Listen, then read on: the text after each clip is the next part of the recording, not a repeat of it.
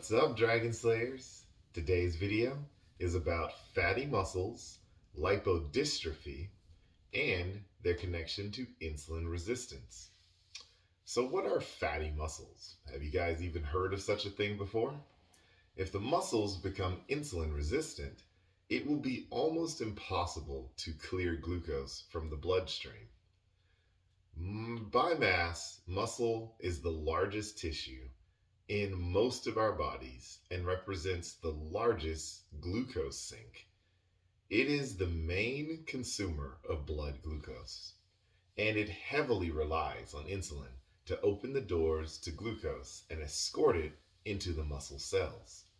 As I mentioned earlier, if the muscles are just storing benign triglycerides, they seem to respond just fine. Again, it all depends on the type of fat that's being stored. Once the fat is converted to ceramides in the muscle, they start attacking several proteins in the muscle that would normally attempt to respond to insulin, effectively stopping the insulin signaling as long as the ceramides are around. One very important aspect of insulin resistance is that muscle can become insulin resistant on its own. It doesn't need the fat cells to become insulin resistant first. Several studies have confirmed this, including studies done by Benjamin Bikman himself in his lab and others. When insulin is high for a prolonged period of time, muscle cells will stop responding to it. So let's take a look at lipodystrophy. We live in a culture that despises body fat. We do everything that we possibly can to fight against it. Thus, most people would envy someone who, due to a genetic mutation, is not capable of making fat tissue. This is a condition known as lipodystrophy. However, a lack of fat tissue does not mean an inability to store fat. While the person with lipodystrophy looks as lean as you'd expect, no subcutaneous fat whatsoever.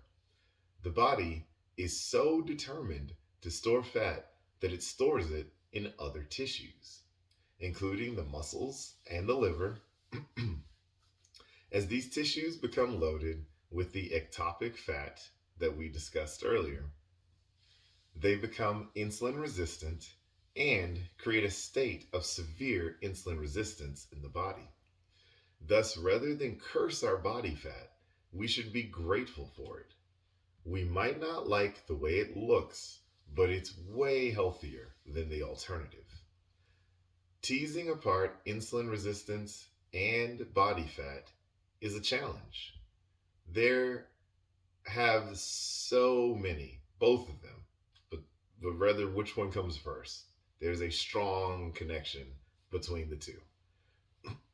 Despite conflicting evidence on which one comes first, as fat cells grow, they tend to develop and promote a general resistance to insulin throughout the body. However, this doesn't mean that excessive fat cell growth is obvious. Remember that obesity isn't a requirement, and sometimes the fat cell growth is relatively minor, or in places that are less obvious or simply not meant for fat storage at all.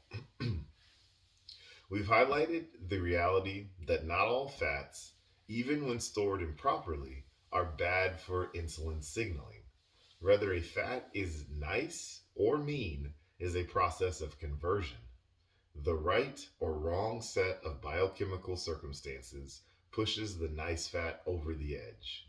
And in the next series of videos, we'll examine in more detail what those specific circumstances are that turns healthy fats into unhealthy ones.